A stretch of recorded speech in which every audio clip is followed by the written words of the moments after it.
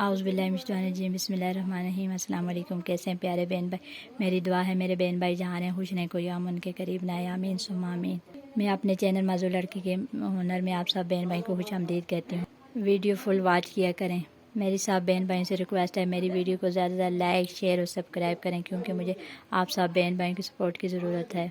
आज मैं आपको दिखाऊँगी कपड़े, 2 सूट कपड़ों के। ये मैंने अपने हाथों से स्टिच किए हैं। ये मेरे होने वाली भाभी के हैं। मेरे कज़न की शादी है, ईद के चंद दिन बाद उसके लिए सिलाई की है मैंने कहा कि मैं आप सब बहन भाइयों को भी दिखा दूँ। आप सब मुझे कमेंट में बताइएगा कि ये कपड़े आपको कैसे लगे सिले हुए, यानी इनकी सिलाई कैसी लगी, कैसी मैंने की हुई है, अच्छी है या बुरी है।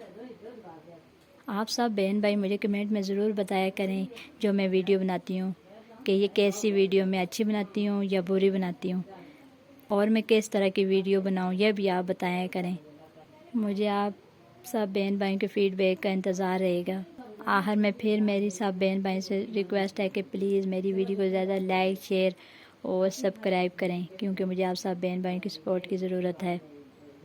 अपना और अपने प्यारों का ढेर सारा ख्याल रखिएगा, मुझे भी दुआओं में याद रखिएगा। फिर हाज़िर होंगी किस नई वीडियो के साथ। तब तक के लिए अल्लाह हाफिज़।